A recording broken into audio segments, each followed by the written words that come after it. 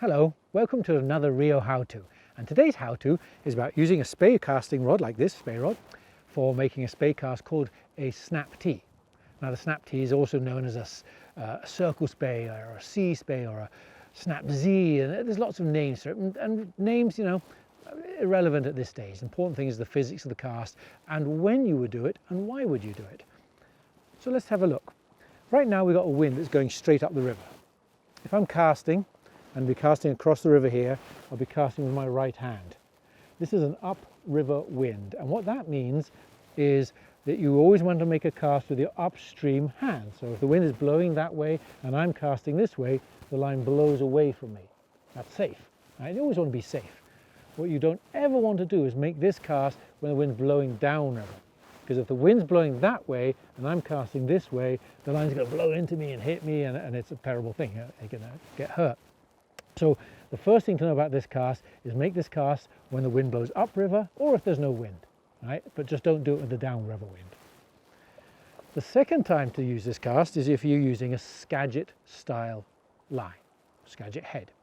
On the end of a Skagit, you'll usually have a sink tip and you usually have a heavy fly. And as you'll see in this cast, the significance of that is that this cast has what's called a waterborne anchor. And what that means is the line is on the water during the D-loop stroke, and you need the water to grip the heavy fly and sink tip and stop it kicking out. So when you're having sinking lines and heavy flies like that, this is the same cast that you must do. You must have a waterborne cast, and if you've got the upstream wind, then that's perfect.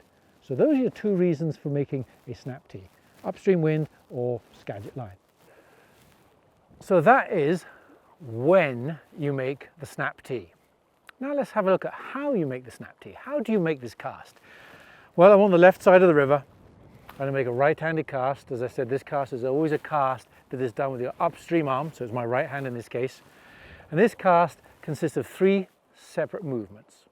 We're going to look at those movements individually, break them down, and the idea is if you can understand what each movement's supposed to do, it makes it a lot easier to comprehend the cast and make it happen. And the 3 movements are called the set-up stroke, the D-loop stroke, and the forward stroke. The set-up stroke starts when your line has swung around and reached the end of the dangle, where the line doesn't swing any further, and you want to start your cast. And I'm just going to draw a shape for you with my rod. And that shape is a capital letter D. Capital D. So the rod will start pointing downriver, slowly and vertically climbs. At the top of the climb, it sweeps out towards the far bank and down, and then sweeps back to the starting point, the capital letter D. So it looks like this: up, out, round, and to the starting point. But there has to be a little bit of speed in it. There's a little snap in the underside. It's very important. This is the correct speed of this cast: up, out, snap. You see that little acceleration there? That acceleration is most important on this cast. That's the setup stroke. Let's show you that setup stroke as an actual move. And I want to show you that D with and without the snap, so you can see what the relevance of the snap is. Here it is at full speed with that snap. Slow vertical lift out to the far side, snap. And that snap makes the line jump from downriver and it lands upstream of me. Here's me across the river. If I draw a mental line right across the river here, what I want is that fly and my leader and my line to go upstream of this imaginary line. Let me show you again. Here's the right one: up, round, snap. See how the fly and line landed up there? That's what you're trying to achieve. So if you do that, that's your setup stroke right. If you don't snap, or if you draw too small a D or you draw too slow a D, then what happens is the line kind of wimpily falls in a mess below you. And that is dangerous. That will result in you hitting yourself when you make and complete this cast. So never make and never continue that stroke if your D is a failure and the line is well below you. That's a really good safety tip. So once you've got your snap set up right, like here, boom, and the fly is above you, we're now going to do the second move. And the second movement is called the D-loop stroke. And the crux of a D-loop is like a bow and arrow. I'm just kind of face you here. Imagine I've got a bow here. If I'm firing an arrow straight at the camera, I'm going to pull the bow back this way. In Spey casting, this pulling of the bow is what's called a D-loop. See how that's kind of shaped into a D-loop, a shape like that? That D-loop should be right opposite where you want your cast to go. That's what's going to make it easy. Effortless. So if you've set your cast up right and the line's above you, you're going to sweep the rod around until the rod is opposite your target. And the most important part about this is the climb.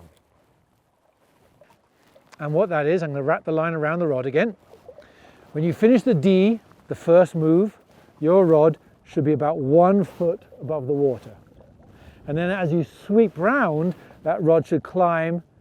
See, there it's 2 foot, and here is 3, 4, 5, 6, 7, 8, 9, 10, 11, 12, 13, 14. So it sweeps and climbs the whole way around. That is a good move. You don't want to go flat and lift, and you certainly don't want to go from 1 straight to 14 like that. You want this lovely, long, gradual sweep all the way around. The rod shouldn't change speed, and the rod shouldn't change angle. 1 to 14, even speed and even angle. And that is the correct tempo and rhythm and move of the D-loop stroke. So if I want to go right across the river for whatever reason, my sweep would stop right opposite the opposite. And if I wanted to cast right downstream, my sweep would come round and stop about here, so that the rod is aligned with where I want the cast to go. Very important that you get that sweep all the way around. And then the third part, that's just the forward stroke. That's the delivery of the cast. If you've got your setup stroke right, and you've got a lovely D-loop and everything's aligned, then your forward stroke is just a regular forward stroke where you drive the rod forward, pitch the rod over like that with a little kick, and generate the line speed to kick it out there. That's your last part. Let me put it all together. Let me just show you that whole cast as it should be. At full speed, first the setup, then the D-loop stroke, and then the forward stroke. And that is the snap T. That's how you do it. Okay, that's it. Let's show you one more. All right, there's the line. It's swung round to the dangle, or imagine it has. It's got to the point where it'll swing no further. Here's the letter D. Up, out, snap. Sweep round, form a D-loop, fire the rod tip right opposite where it was. And that is all there is to the snap T. Okay, so let's take a look at things that go wrong. What are the commonest things that can go wrong? Well, safety is the most important, paramount thing of a Spey cast. Okay, and things that can go wrong are that snap that I mentioned. If you don't get the snap right and the fly comes above you, in other words, the fly lands below you here, and you come round as you go forward, whoa, you're going to hit yourself with a line. All right, so that's not good. And that's all because the line didn't come upstream of me. That's why it's so important from the beginning of the cast, you're aware of this, and you make sure that that line passes you. Then when you come round, you've cleared the line on the water, and that means when you go forward, you won't tangle it, won't hit you, and you won't make a bad cast. Another one is what's called the dreaded dip. And the dreaded dip puts into the fly line a thing called a bloody L. And it's a shocker. It's a terrible casting mistake. Again, I'm going to wrap the line around the rod, show you the rod path. There's the 1. I'm going to do the 1 to 14. And if you do it right, the rod just maintains this incline and climb all the way till it's opposite the target. If you do it right. If you do it wrong, for whatever reason, your muscle memory or something wants to dip the rod. And the rod puts a scoop into it. That's a dreaded dip. See, there's the right, it's climbing, climbing, climbing, climbing, scoop. People do it. I don't know why they do it, but my gosh, a lot of people do it. Or they do it this way. They do the D, but they stop the rod high. And because the rod is high at the end of the D, they come sweeping down and do the dip. And that dip is a problem because it puts an L shape into the fly line.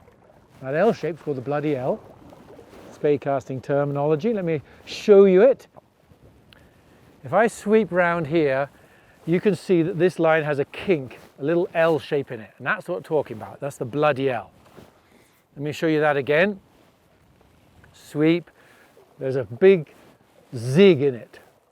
And most of my fly line's facing the target, but some of it's not. Some of it's facing upriver. And when you go forward with that, you watch how this cast fails. Go forward with an L, it doesn't want to come out of the water. And that's because my fly line did not straighten to the target. And so it's real important that you come round sweeping, straightening all the fly line so you've got a lovely straight path to where you want to go, and then the cast will work. And the commonest cause of that bloody L is that dreaded dip I mentioned. I'm going to do both of those, and you can kind of look at the rod tip, or you can look at the end result and see which one's got a bloody L in or which one's got a straight move.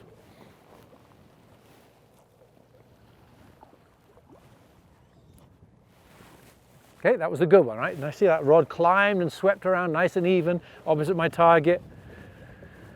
Now here comes the bloody L. Watch the rod tip. And it just puts a huge clump of L in the water and the cast fails. So really, that is the commonest mistake to avoid on the snap tee. You'll see it, a lot of people do it. They put that bloody L in, and they fold the line with a dreaded dip. You've got to avoid that. You want to be safe, make sure that first move gets the line out of the water. And on that note, the last little thing I'm going to tell you about on this cast is if the line goes too far above you. If you make this cast and the line goes way, way above you, you'll find you get another bloody L because the line has gone too far upstream. And that is always going to create a bad cast. So when you're practicing these snap tees, you're trying to make the line and leader land just upstream of you, not a long way upstream of you. In a nutshell, that is the snap tee, circle spey, C-spey, whatever you like. There's the three moves, the setup stroke, the D-loop stroke, and the forward stroke. Those are some nuggets for you if you like to understand how to get them right and what things to do, but also a couple of the common problems there that I see a lot of time when I'm teaching. I just watch people doing that, and those are the ones I see more often than not. So I thought we'd throw them into this little video. So hopefully you enjoyed it, hopefully you learned something, and hopefully you learned this snap tee cast, and maybe one day I'll see you on the water throwing out some booming casts across the river getting into steelhead. I hope so. But for now, thank you so much for tuning in. Another Rio how-to episode.